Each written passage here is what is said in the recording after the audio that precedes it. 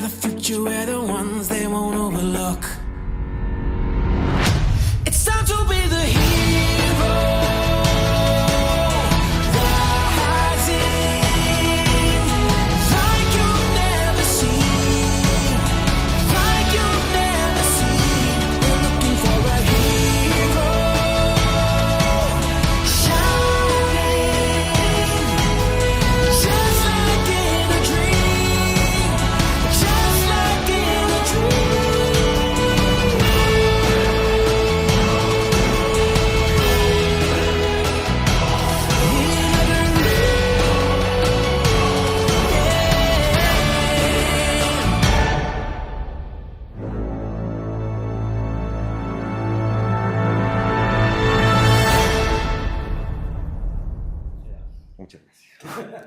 A ver, la historiografía, aparte para hacerte sufrir cuando estudias, está para hacerle un pelín de caso. Entonces, esta frase que se hizo famosa porque un señor que tenía la estrella general le soltó esta burrada a una de las personas más lúcidas que ha habido en nuestro país, que es don Miguel de Unamuno, pasa por ser una de las figuras claves para entender la historia de nuestro país y sobre todo para entender la historia de nuestro país a partir del año 36. Entonces, este libro tiene un doble valor. Primero, por atreverse no a cuestionar, sino a narrar una figura que no solo para la gente de la Falange es intocable, cuando toda persona tiene luces y sombras, sino sobre todo en una época donde se está cuestionando prácticamente hasta la más mínima creencia. Entonces, me parece no solo doblemente arriesgado, sino doblemente válido, en una época donde además la gente no quiere enfrentarse a la realidad, eso de que todo personaje, por maravilloso y estupendo que sea, tiene doble vertiente. Y en el caso de eso, y además la misma portada del álbum, que podría ser bueno, también tiene el águila, pero también podría ser la esbelta esfinge del señor Millán Astray, que no la tenía, todo hay que decirlo. Creo que me parece muchísimo más elocuente. Entonces, gracias por haber venido y atiendan, porque ahora mismo cosas como esta hacen mucha, mucha falta. Muchas gracias.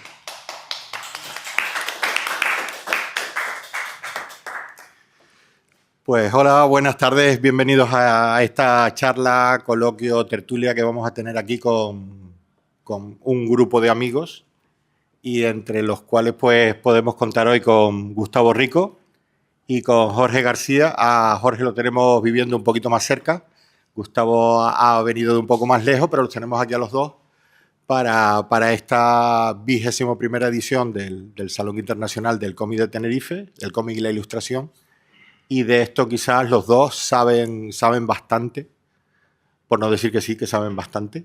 Y no se olviden que en el Parque García Sanabria tenemos una exposición dedicada sobre todo a 3 de sus obras. Por supuesto esta, la de Muera la inteligencia, que es el último trabajo que han sacado juntos. Luego está también una parte dedicada a Los dientes de la eternidad, que si no lo hicieron, compren la edición que ha sacado Norma Editorial, porque Gustavo me sacó del error, porque yo tenía la edición que sacó de Ponent y que no es la obra completa. Y entonces yo decía, ya la tengo, no la compro, si la saca Norma. No, hay que comprarla porque la obra completa de Los dientes de la eternidad la pueden encontrar en esta edición de Norma Editorial. Y luego también tenemos Mirdín, que es otra de las obras que han sacado, que también es como más de fantasía, de, no sé, un poco más metido dentro del género de místico, heroico, fantástico. Y bueno, aparte de eso, han pasado por muchos otros temas, por muchos otros géneros. A Jorge, yo lo recuerdo, los primeros salones que estuvo por aquí en Tenerife con Cuerda de presas, que fue una de sus primeras obras. Y ya después lo siguiente que le recuerdo, y aunque seguro que ha tenido muchas más obras en medio, es cuando estuvo presentando en La Laguna precisamente Los dientes de la eternidad, que en esa ocasión no pudo venir Gustavo. Así que aprovechando que están los dos, les invito a que les hagan preguntas y yo un poco por empezar, y para aquellos que no les conozcan, les lanzo a los dos la misma pregunta. ¿Quién es Jorge García? ¿Quién es Gustavo Rico? Soy yo, Gustavo Rico. Sí. Bueno, es una pregunta muy genérica, requiere una explicación muy grande. Todo empieza en el año finales de los 90, 99, 98. Yo por aquel entonces era estudiante de Bellas Artes en la Facultad de Barcelona.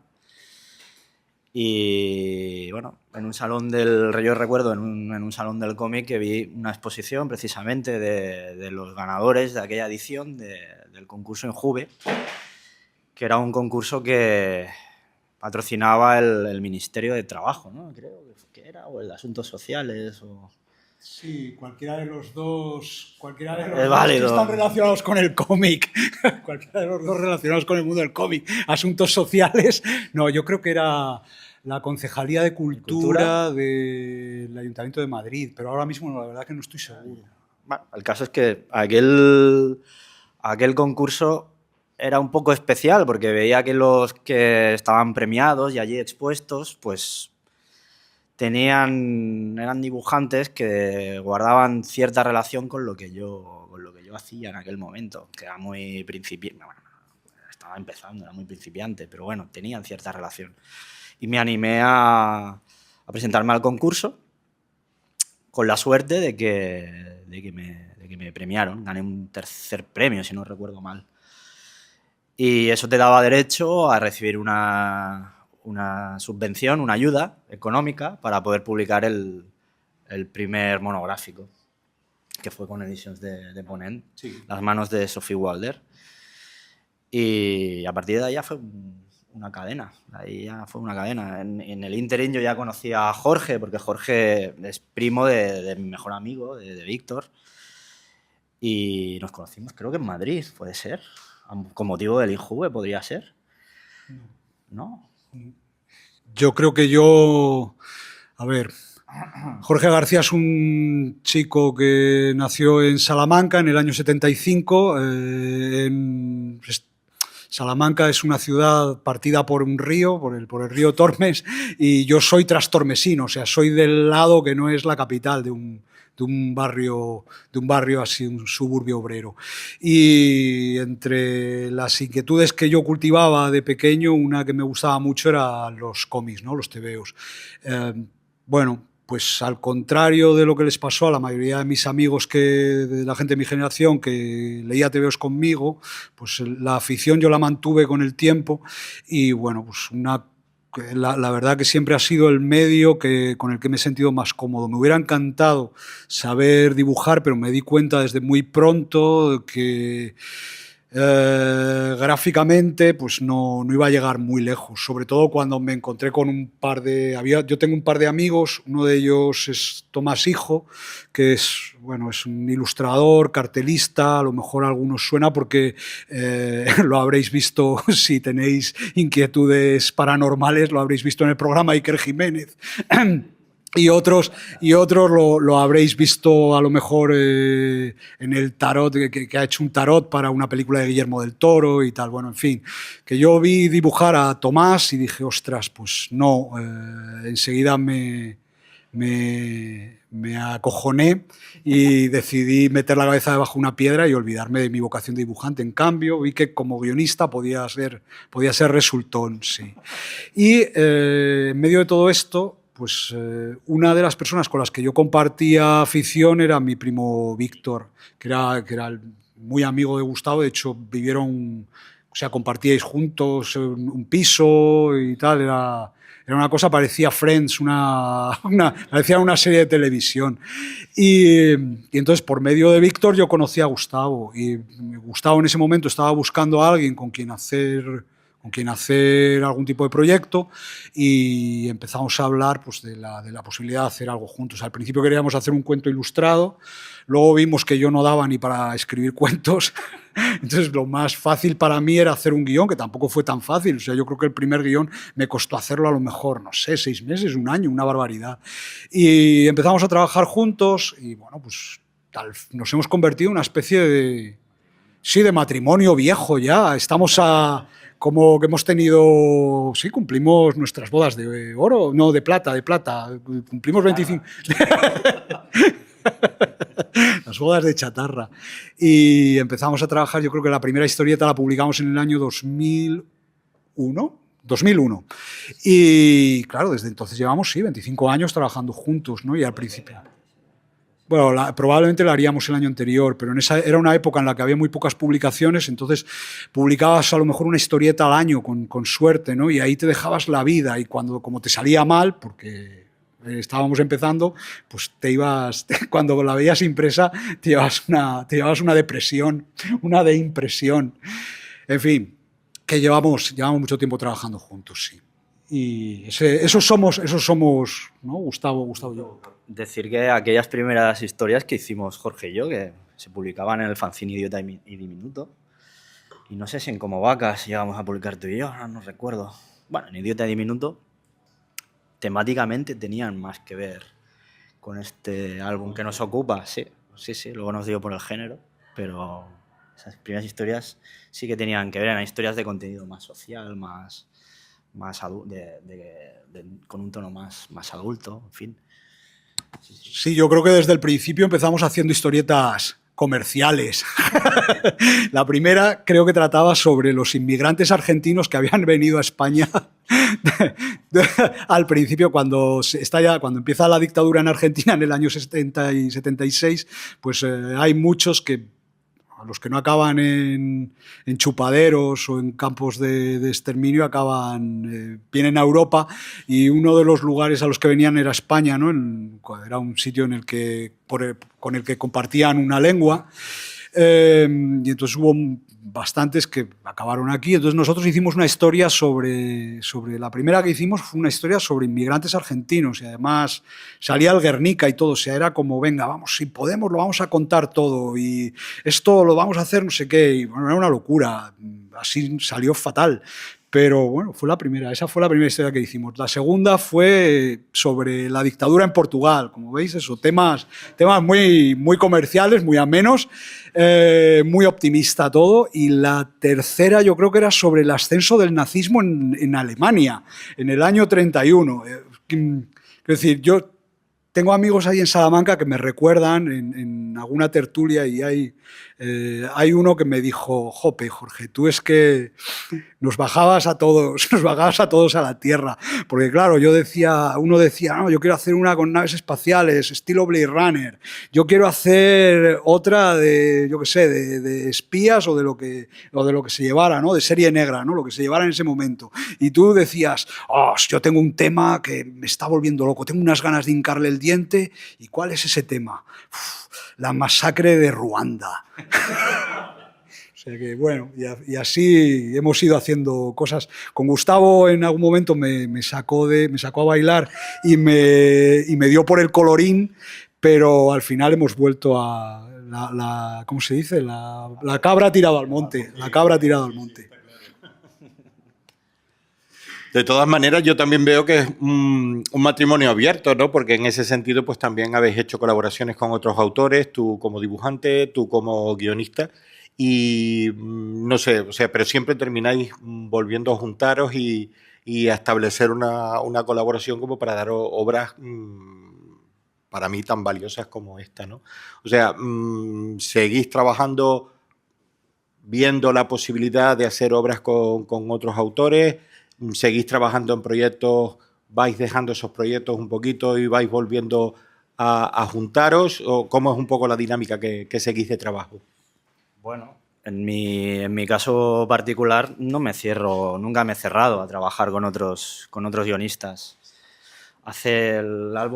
Precisamente el álbum previo a Amor a la Inteligencia es la adaptación de Tito Andrónico, cuyo guionista es Marcos Prior, otro buen amigo mío.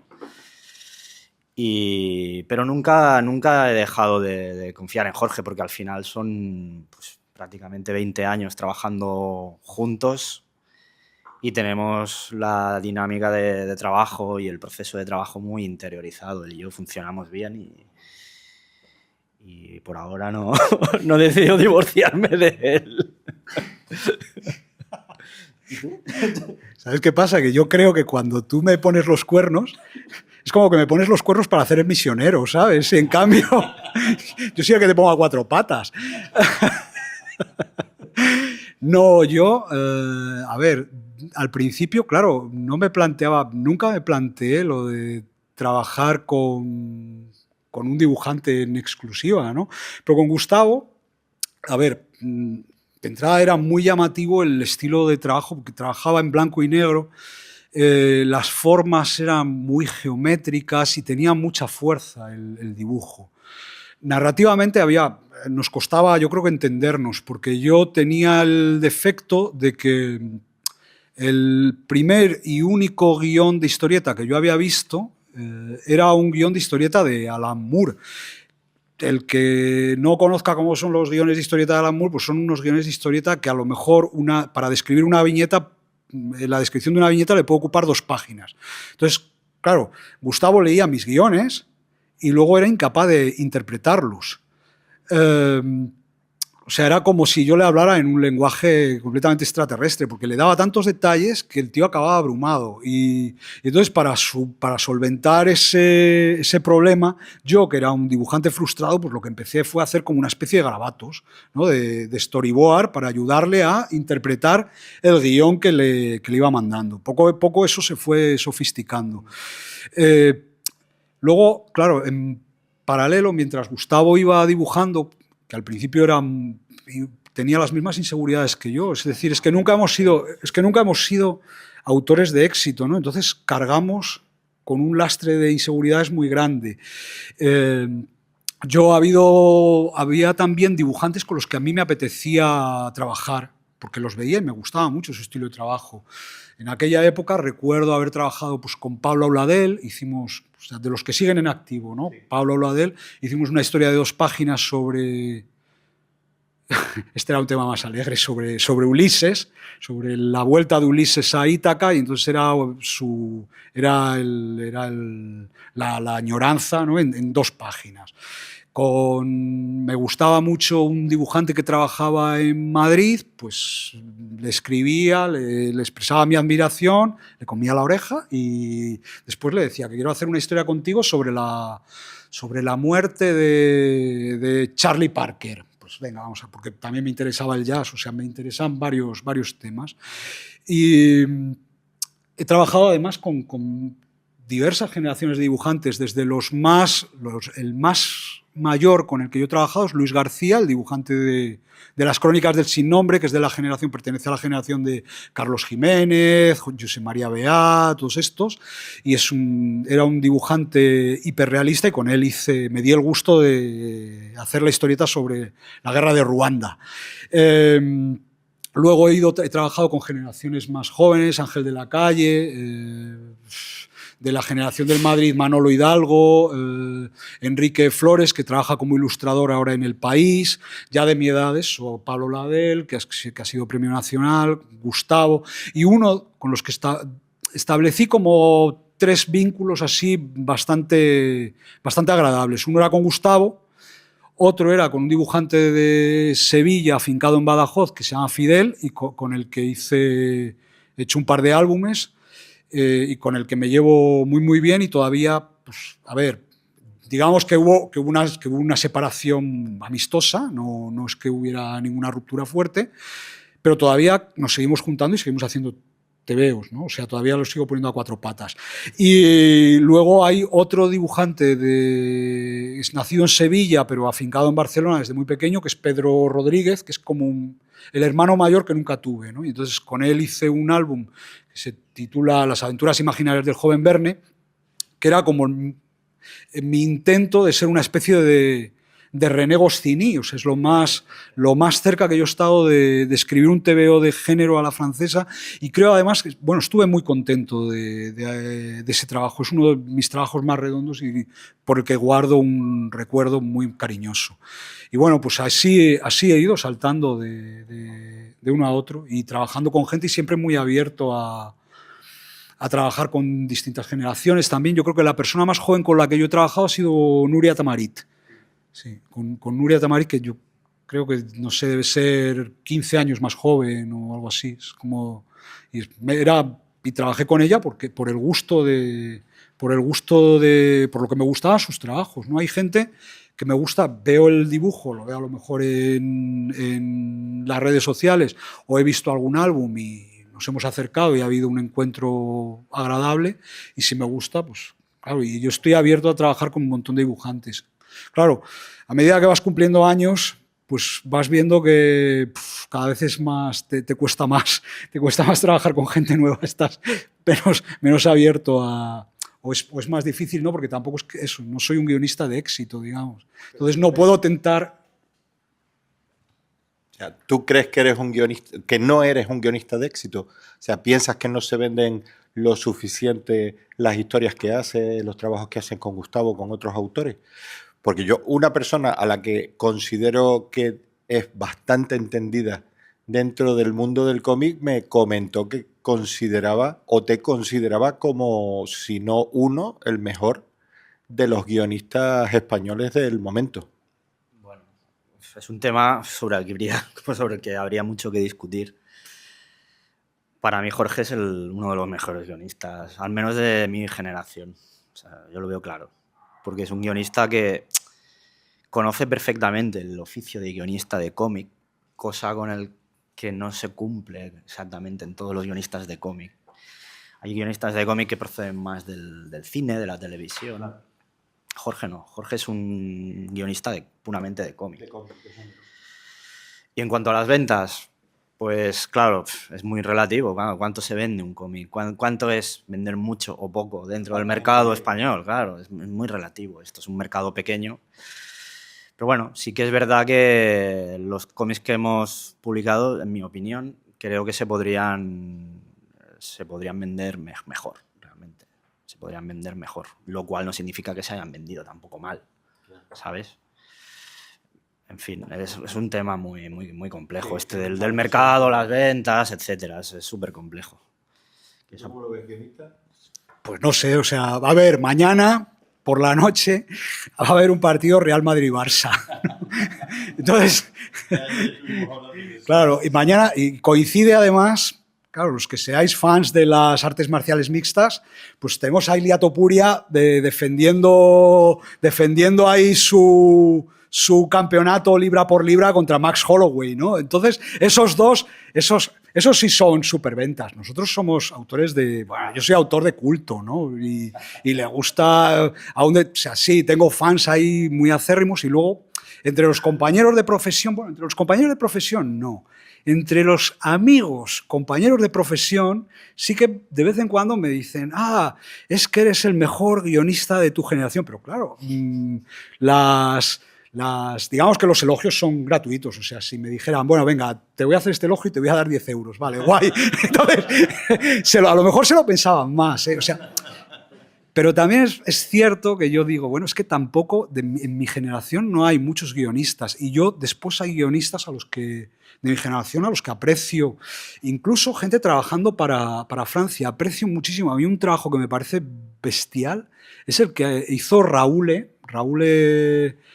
que es conocido por haber trabajado con Roger Ibáñez en la serie Just Minor y tal. Tiene un álbum que se llama El arte de morir, que es con un autor que lo dibuja un dibujante francés muy frío, muy rígido, pero de guión, Bertet, pero el guión es una cosa fantástica. Yo creo que las 2 últimas páginas a mí me ponen la carne de gallina. Raúl es como, claro, ya va uno peinando canas bueno, aquí no, aquí arriba no, pero abajo sí se notan unas cuantas. Y claro, Raúl es 4 años mayor que yo, pero compartimos más o menos desde la misma generación. Y tampoco hay tantos guionistas. Los guionistas yo qué sé, tampoco quiero volver otra vez a la dicotomía esta de dibujante, guionista y tal, pero es que ya somos como los supervivientes. Y aquí en España es una profesión no es una profesión, es un veneno. Entonces, lo vas tomando, te acostumbras y es como el tabaco. Yo lo he intentado dejar varias veces, pero no hay manera, Bueno, yo quería ver y tal, si no hay más preguntas, yo sigo preguntando. Pero si hay alguna pregunta, alguien del público que quiere, ya que sabemos un poquito más de Jorge y de Gustavo, si alguien quiere hacer una pregunta o inquisitoriarles ahí sobre lo que han estado diciendo sobre la obra. Yo quisiera saber cuántas amenazas ha recibido. No, ya está hecha. Quisiera saber cuántas amenazas han recibido ustedes por abordar la biografía de Millán Astray. Jorge es el que tiene la experiencia más fuerte. Sí. Mira, en el año empezamos a recibir, es que legalmente no son amenazas, son advertencias. Bueno, luego llegaron alguna, luego hubo sí alguna amenaza, no por una cuestión política, es que el problema con la figura de Millán Astray es que es el fundador de la Legión. Claro, la Legión es un cuerpo militar muy cerrado, muy orgulloso de su tradición y muy orgulloso de su fundador. Entonces es como si yo, bueno, Manuel, tú eres de Sevilla, es como si yo fuera allí a Sevilla. Sí, pero bueno, que vives en Sevilla, estás afincado además desde hace mogollón de años. O sea, que es como si yo fuera a Sevilla y le echas una meada a la Virgen del Rocío en plena Feria de Abril, ¿sabes? Algo así. Bueno, no a ese, perdón. No a ese nivel, ¿no? Pero bueno, la primera vez que yo recibo una advertencia es en el 2017, o sea, ni siquiera había empezado a escribir, ni había empezado a... No. Hay un momento en que a mí me hacen una entrevista con motivo de la reedición de Cuerda de Presas, de mi primer álbum, que era un álbum sobre otro tema también muy alegre, las mujeres presas políticas en el franquismo, ¿no? Bueno, pues con motivo de ese álbum me pregunta la periodista que cuáles son mis proyectos siguientes. Entonces le digo, bueno, pues tengo esto otro, y quiero hacer una biografía de Millán Astray. Me interesa su figura como una especie de... porque su biografía me va a servir, la voy a intentar usar como un bisturí para abrir en canal la historia de España durante 60 o 70 años, que a mí me parecen decisivos, ¿no? Vale. Eso lo publica en el periódico, yo cuelgo el enlace del periódico en mi muro de Facebook y me olvido y me voy. Además, justo fue un fin de semana que me fui a un pueblecito en el que organizan un festival temático relacionado con el mundo de los cuentos, ¿no? Cuando yo abro mi Facebook, pues veo que hay mogollón de peña allí interviniendo y digo, joder, pues si yo no soy nadie, ¿qué ha pasado aquí? Y lo primero que leo es a un fulano que tiene, pues que es el representante de una asociación de exlegionarios y que me insta a que por favor sea riguroso, sea ecuánime y que no rasque mucho la biografía de Millán Astray, porque, palabras textuales, si no me portaba bien, pues ellos estarían, vamos, nos pondrían caería sobre nosotros todo el rigor del Código Penal. Ni siquiera no se ando con el civil, nos fue directo al penal. Y una vez había entrado ese señor, que era como el más civilizado, pues siguiendo la lógica de las redes sociales, entraron los secuaces. Y claro, había sea ecuánime, desde los que me hablaban en subjuntivo, sea ecuánime, tal, hasta los que me decían, con su obra me limpio yo el culo, como de Jorgito, como nos veamos vas a ver tú lo que vas a sudar, o sea, etcétera, etcétera.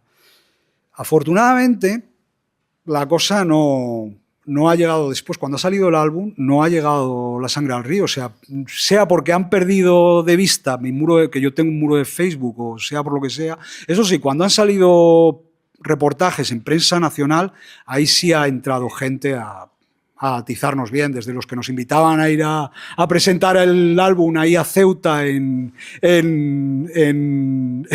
con la Legión en pleno y tal, con el primer cuerpo de la Legión, hasta, sí, o sea... Pero yo, bueno, se lo contaba ayer vamos, lo decía ayer en el grupo de dibujantes con los que estábamos, yo dije, hostia, soy muy mayor para aprender jiu-jitsu o algo, ¿no? Un arte de defensa personal. Sí, o sambo. Yo soy más de samba que de sambo, pero bueno, o sea. Pero que soy muy mayor para eso, pero dije, ostras, a ver, si estamos en una sala y, por ejemplo, entra un legionario, un ex legionario, yo no tengo ningún problema en debatir con él. No tengo ningún problema. Pero si me esperan a la salida, ahí sí que puedo tener problemas. Entonces empecé a correr todas las mañanas y ahora hago 8 kilómetros. Entonces, yo sé que si vienen a por mí, pues me pueden dar, pero van a tener que sudar antes. Y eso, sí. Yo creo que como el libro tampoco salió muy como a traición, nos enteramos un mes antes, bueno, se retrasó durante un año, nos hemos enterado un mes antes de que Norma lo iba a sacar y tal, y no ha sido un libro que ha tenido como mucho, o sea, un eco muy grande, sino que ha habido una reseña, una semana después otra reseña, o sea, hay como un goteo constante, pero que tampoco hemos tenido ningún gran premio ni nada. Supongo que si el año que viene se alinean los astros y nos dan el premio nacional, pues a lo mejor parte de lo que nos den lo vamos a tener que dedicar a gastos hospitalarios. Pero bueno, de momento no ha sido el caso, ¿eh? La gente ha sido bastante civilizada. Ya te digo que yo creo que porque o no ha habido salida o porque el libro es bastante inexpugnable. Es decir, yo desde el principio me tomé la molestia de hacerlo muy en serio. Hice una búsqueda bibliográfica muy rigurosa, entonces todo lo que aparece ahí está más o menos documentado y es muy difícil que me vayan a llevar a los tribunales. O sea, si no lo han hecho ahora, no lo van a hacer. Y tampoco, y creo que entre ellos, si no hay nadie, digamos, de la cúpula que diga algo muy en contra, pues todavía creo que no vamos a tener mayor problema, ¿no? Decir también que de la otra parte, de la parte, digamos, más de izquierdas, también hemos recibido alguna que otra crítica que no ha entendido del todo el propósito de la obra. Entonces, bueno, hemos recibido críticas de ambos sectores, tanto de la parte más reaccionaria como de la parte más izquierdosa, digamos. O sea, que es curioso. Yo creo que porque ninguno de los dos lo ha leído. No, De hecho, claro, la primera crítica que tuvimos es porque Gustavo no se le ocurrió otra cosa que poner el aguilucho, el águila de la bandera franquista en la portada, ¿no? Claro, evidentemente, dado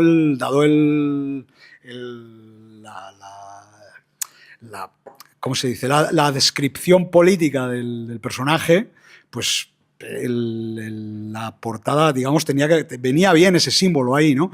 Pero claro, hubo gente que se lo tomó como que en Norma estaban haciendo apología al franquismo y tal, o sea, estas cosas que era un poco, bueno, es el momento en que vivimos, ¿no? Sí, hay una cierta polarización de opiniones, sobre todo. Polarización de posturas y opiniones, no hay término medio.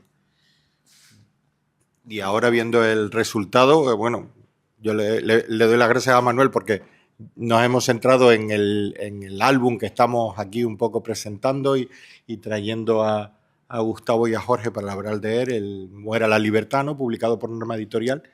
Y después, ahora que lo habéis hecho, que lo habéis visto publicado, independientemente de las críticas que se puedan recibir de ambos bandos, que seguramente de un lado y otro que no han llegado a leer y a entender el álbum, ¿ustedes se sienten contentos, satisfechos con lo que han hecho? ¿Lo ven más como biografía?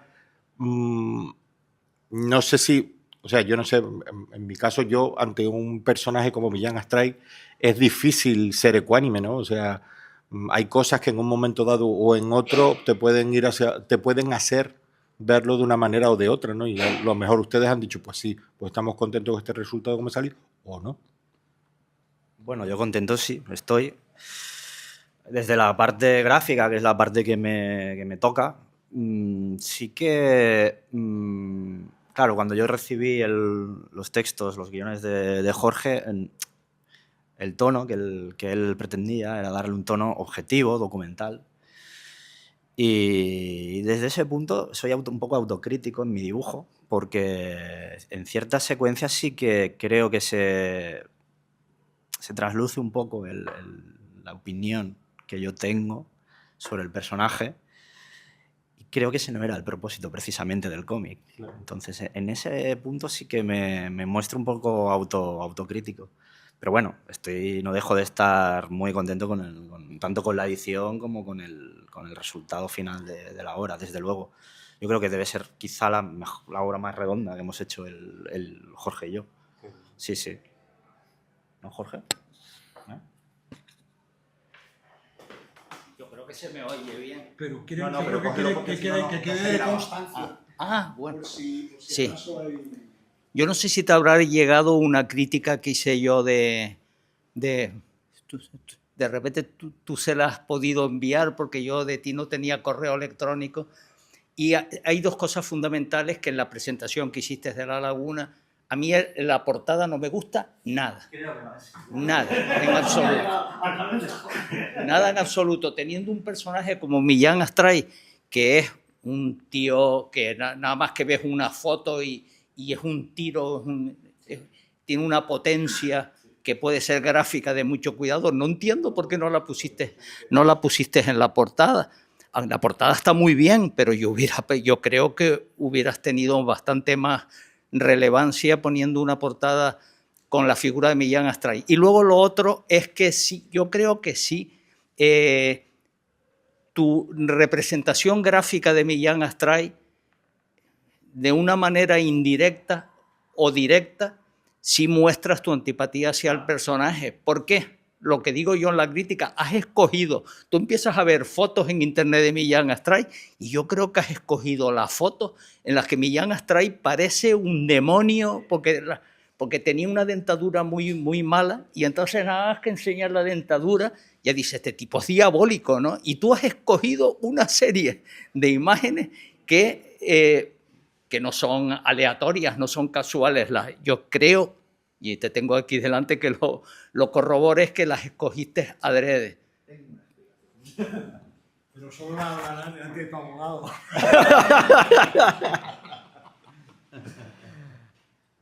Vamos por partes. En cuanto al diseño de la cubierta. como diría Millán Astray. En cuanto al diseño de la cubierta, tienes razón, sí. Es verdad que a lo mejor una imagen directa de Millán Astray evidentemente tenía un aspecto muy potente que podría haber sido la imagen perfectamente de la cubierta, pero nunca con las cubiertas. Yo hago los diseños de todos los álbumes y con las cubiertas siempre le he dado muchas vueltas y siempre he procurado no hacer lo que en teoría toca hacer. Siempre he intentado darle una vuelta y he trabajado mucho con los conceptos. Y en este caso, en el de Millán Astray, me di cuenta que era una pieza más del puzzle, al fin y al cabo. Era un tipo que mientras fue útil, estuvo cerca de las cotas de poder y una vez ya se estableció el franquismo en el poder, lo dejaron un poco de lado. Y la imagen representa el imperio fagocitando la serpiente, que en este caso sería el propio Millán Astray. Tiene un componente simbólico que evidentemente para la interpretación del público mayoritario no va a ser fácil, pero nunca he tirado por ese camino de lo que se supone que es fácil. En cuanto al aspecto físico que yo elijo para Millán Astray, bueno, ahí hay una parte que es meramente inconsciente, ahí a la que me he referido antes. Se trasluce un poco mi opinión subjetiva sobre el personaje y soy autocrítico con este aspecto porque Jorge no creo que pretendiera eso en el guión. Y luego hay una especie de deformación profesional. Yo me considero un dibujante de género. Las obras previas que he hecho con Jorge, también con Marcos, son obras de género. Son obras de género de fantasía, ciencia ficción. Y soy un amante del género de terror. Y quieras o no, al final esto me ha condicionado un poco a la hora de escoger las fotos, de escoger las imágenes. es la manera que yo tengo de representarlas en las páginas, etcétera. Entonces hay una parte que es meramente inconsciente y hay otra parte con la que yo soy bastante autocrítico. Sí, sí. Un apunte nada más. Sí. Jorge, en la presentación de La Laguna, defendió a muerte la simbología de la portada, porque tuvimos un debate y tal, y te apoyó, no, la portada, porque es que... no, Yo tenía la pistola. sí, sí, es verdad. Dijo lo que tú acabas de decir, de comentar ahora, que es una portada muy simbológica y que tú siempre tienes esa tendencia. Un último apunte en relación a la portada es que, aparte del componente simbólico y tal, también tiene un componente narrativo, porque después Gustavo hila. Yo de esto me he dado cuenta después, porque no estaba en el guión en el que escribí. Voy a hacer un spoiler a toda... Sí, pero de los bestias, porque me voy a la última página. Y es que en la última página, o sea, en la portada, aparece el águila comiéndose la culebra, ¿no? Y en la última página... Sí, yo es que no lo sabía, de repente me sorprendí, claro, dije, ostras, es verdad. Y aquí aparece el águila volando, llevándose la serpiente en el pico. Y yo no me daba cuenta. No, que va. Pero es que no, bueno, el álbum no lo he leído. Claro, hay una cosa que yo no sé si habéis visto, hay un episodio de Los Simpson en el que Homer Simpson se queda atrapado con el señor Barnes en medio de una montaña de nieve, y cuando por fin quedan liberados, ellos que han vivido una situación extrema y tal, Homer Simpson le dice al señor Barnes, cuando un hombre acaba de pasar tanto tiempo cuando una persona acaba de pasar tanto tiempo con otra persona, no se desea volver a ver nunca más a esa persona. Pues cuando un tipo ha pasado tanto tiempo escribiendo el guión de esto, no se desea ver eso, vamos, ni en pintura. Es decir, lo revisamos muchas veces. Yo creo que es el TVO más revisado que hemos hecho. No sé, yo creo que ya lo revisaba en sueños, era una cosa horrible. Y cuando ha salido... después además que me da mucho pudor, me cuesta verlo con cierta distancia, y solo le veo los defectos, ¿no? Y es injusto con el libro, pero vamos, de los TVOs que hemos hecho Gustavo y yo, este es el mejor, sin duda el mejor, sí, es el más, es por lo menos aquel en el que yo me he acercado más a lo que quería lograr. Siempre pienso, jope, en estas distancias tan largas, por ejemplo, la biografía de Millán Astray, los últimos 20 años de su vida, tuvimos que pasar de puntillas, tuvimos que hacerlo muy rápidamente, y yo creo que pasamos de puntillas sobre temas como la guerra civil o la posguerra, que hubieran requerido un tratamiento más pormenorizado, pero si hubiéramos hecho un capítulo más, o sea, si hubiéramos hecho otras 20 páginas, pues entonces nos hubiéramos acabado divorciando en la página. Fijo. Oye, por allí habían pedido la palabra, ¿no? ¿Quién? Al fondo. Buenas tardes, Gustavo. Buenas tardes, Jorge. Buenas tardes, Patricio, también, que estás por ahí moderando la charla de forma fantástica. En el encuentro anterior, que lo tuvimos con Ibrahim y con Jonathan, que se encuentran por aquí, que han presentado en un cómic que acaban de publicar aquí en Canarias, hablábamos, no sé por qué, llegamos a hablar de la figura de Millán Astray, y de que mucha gente lo compara con una especie de, pues con una suerte o una mala suerte de Joseph Goebbels, en el sentido de que fue una persona que luego acabó a cargo de la propaganda del régimen, ¿no? Yo, a título, esto no tiene tanto que ver con el cómic, sino con toda la documentación histórica que habrán hecho sobre el personaje. ¿Le queda grande esa etiqueta a Millán Astray? ¿Es adecuada y por qué, no? Gracias. Vamos a tener que poner un hilo musical así mientras esperamos que llegue el micro. Te toca a ti. Sí, le viene bastante grande porque... Primero, no fue la primera persona que se encargó de la propaganda en España. Yo creo que lo más parecido a lo mejor a Goebbels vendría a ser un Queipo de llano. Pero es como un Goebbels...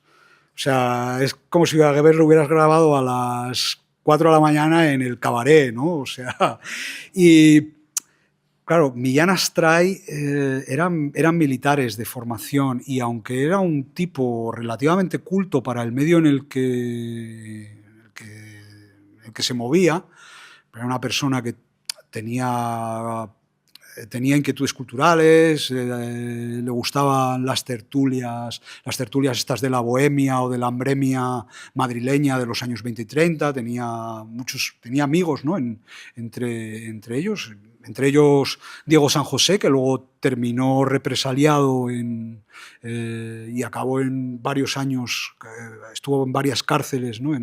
Durante la época franquista y tal.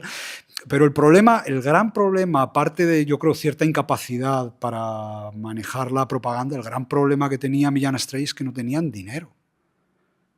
No tenían dinero. O sea, yo he estado en la facultad ellos tenían la sede en la facultad de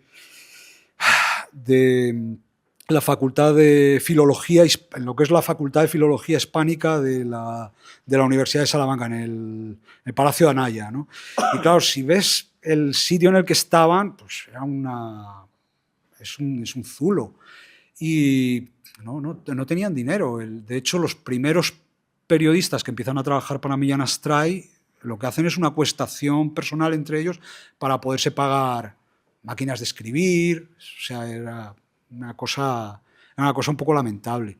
Luego sí reciben ayuda de Alemania y traen una potente emisora de radio, ¿no? Pues y ahí nace Radio Nacional, que es la radio de los nacionales, pero siempre comentan la anécdota, que no sé si es cierta o no, de que Franco quería lanzar su mensaje de fin de año, ¿no? De la noche del día 31, lanzar un mensaje a las ondas en el año 36, y mientras Unamuno, yo creo que agonizaba o había muerto ya, pues allí estaban grabando el mensaje. Y claro, estaban todos muy contentos cuando se dieron cuenta de que no habían grabado nada. O sea que al principio era todo muy, muy desastroso y pronto debieron darse cuenta de la incapacidad de Millán Astray porque pasó el cargo a otra persona, ¿sabes? Y él acabó en... no recuerdo el nombre que tiene, pero bueno, era como una especie de dentro de la... Sería un grupo dedicado a los mutilados de guerra. Si quieren hacer alguna pregunta, mira por allí, Laura. Si alguien más quiere hacer alguna pregunta, porque ya nos quedan 10 minutos para ir cerrando. Yo conozco la historia de lo que querían hacer al principio, de los vampiros. ¿Has convencido a Jorge de hacer esa historia de vampiros ahora?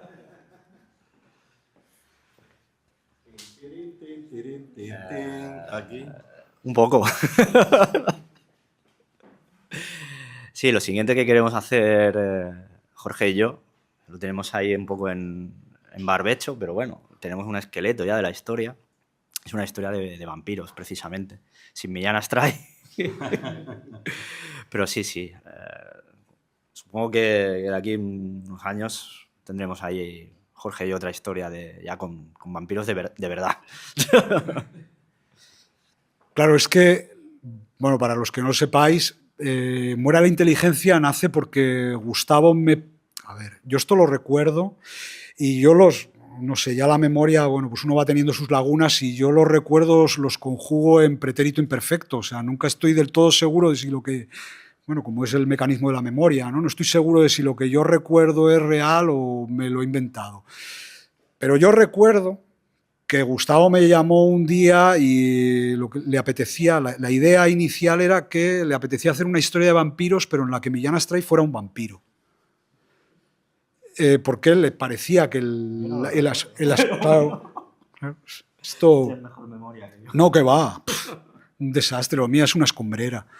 Bueno, y al principio la idea era eso, hacer lo que él me proponía era que hiciéramos una historia de vampiros y enfrentar a dos vampiros viejos y rivales. Uno sería Millán Astray, que es verdad que por el disparo que sufrió en la mandíbula tenía la dentadura muy estropeada y cuando lo ves en las fotos, pues tiene aspecto de lebrel, de un tipo de perro tal, y Gustavo me decía que le parecía un vampiro. Y el otro vampiro enfrentado a él sería un Amuno, que tiene aspecto de lechuza, ¿no? Y yo ya no sé si era un vampiro, a lo mejor era Van Helsing, no sé. Pero bueno, que la idea original de Gustavo era esa. Y yo, tras pensarlo muy poco, le dije, ¿qué pasó? Que yo no quería hacer eso. Pero que lo que sí me apetecía era emplear la figura de Millán Astray como un bisturí para abrir la historia, de España en canal y sobre todo la historia de un cuerpo que es el ejército que decidió, que tuvo una influencia decisiva, ¿no? Yo creo que en España, en historieta al menos, la influencia que ha tenido el ejército y la influencia de algunas de las figuras que tuvieron importancia en la dictadura de Franco no se ha tratado. Yo supongo que el año que viene creo que va a aparecer la adaptación en cómic de la biografía de Franco de Paul Preston, entonces imagino que en ese momento será ya, a partir de ese momento será cuando se abra el melón, ¿no? Ya de este tema. Y a todo esto se me ha ido el hilo, ¿no? Que sí va, y claro, y ahora la idea es, yo soy una persona de palabra y entonces yo con Gustavo jugamos con una especie de ping-pong, ¿no? Si una vez le toca a él, le hago algo que a él le mola y otra vez hago algo que me gusta a mí, ¿no? Y como en este caso esto es una obra en la que yo soy más el instigador, ¿no? Más culpable, pues la siguiente dije, venga, pues ahora vale, voy a hacer la historia de vampiros contigo y vamos a hacer una historia de vampiros ambientada en el año 43 en Los Ángeles y sería como, vamos a ver, para hablar así entre nosotros sería como una mezcla de Los Ángeles Confidencial y Oppenheimer, ¿no? Y eso con vampiros de por medio, con vampiros, ¿qué es lo que puedes esperar de un vampiro en la era atómica, ¿no? Y bueno, pues tenemos ya todo un esqueleto armado y no sé, o sea, es como volver otra vez a hacer una historieta así a lo René Goscinny, que a mí también me gusta, donde todo esté muy bien atado, sea una historia de género, haya primera peripecia, en fin, no sé, vamos a ver. Que será explosiva. Estamos pendientes. Por aquí la última pregunta.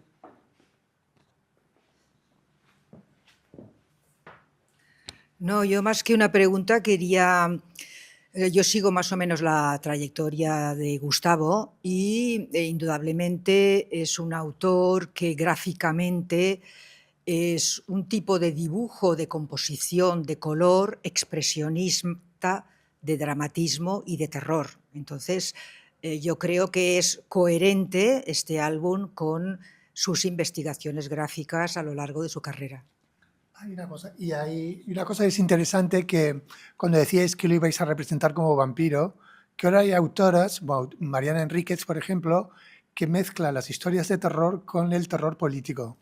Y en un comienzo parece superficial, pero luego cuando lo analizas, si la gente realmente vivió ese terror, tiene sentido. Entonces, yo creo que podría haber sido una cosa interesante. En cierto sentido, vamos a hacer un pequeño interludio musical. Y aquí, ahora. Y en cierto sentido el género de terror está presente en la obra y esto hila un poco con la respuesta que te he dado a ti. Cuando yo he representado a Millán Astray muchas veces, sobre todo cuando lo he representado más de mayor, cuando él tenía un aspecto más decrépito, muchas veces parece directamente un vampiro, así que de alguna manera se ha cumplido, ¿no? Aquello que le propuse a Jorge en un inicio. Sí, sí.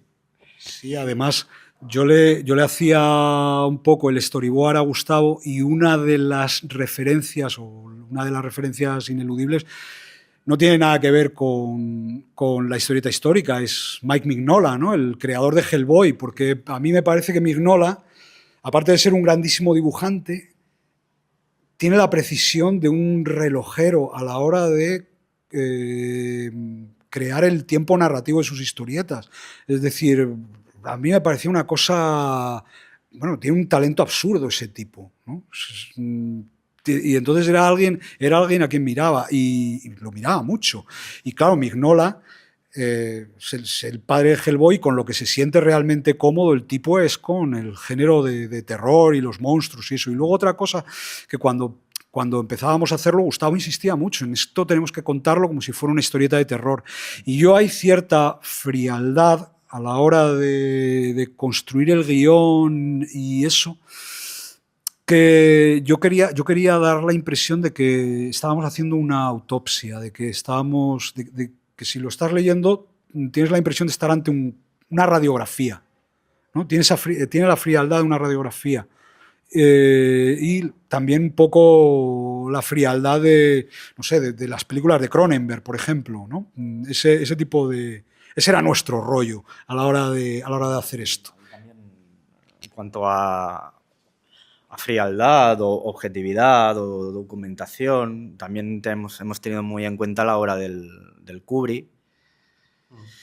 Bueno, yo ya sabía de antemano que Jorge buscaba ese resultado gráfico y me acerqué un poco a la gráfica del Kubrick de los años 70, un poco también a la gráfica de Crónica, del equipo Crónica. Y bueno, yo creo que en cierto sentido sí que se ha cumplido esto de acercarnos un poco a los géneros también, lo que dice Jorge, a Mignola, y en fin, sí.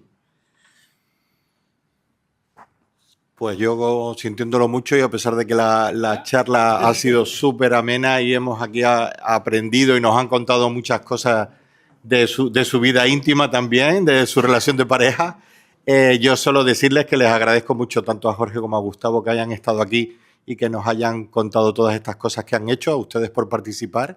Y bueno, no me queda más que recomendarles a todos aquellos que no lo hayan visto, Muera la inteligencia.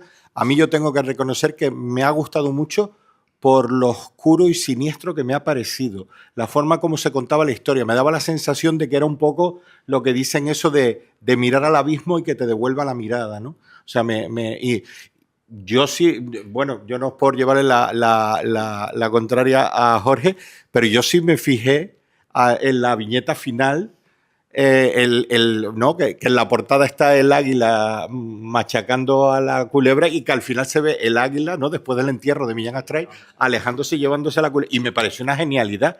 O sea, y si ha sido obra de Gustavo, felicidades, Gustavo. Que siempre tal, pero seguro que Jorge tuvo mucho que ver en que a Gustavo se le ocurriera esa idea. Agradecerles haber estado y nada, en 1 o 2 minutitos les dejo para que cojan aire y vamos a reunirnos ahora a hablar con Laura Pérez Bernetti, que ya la tenemos aquí en la sala, y vamos a hablar también sobre sus últimas obras. Gracias.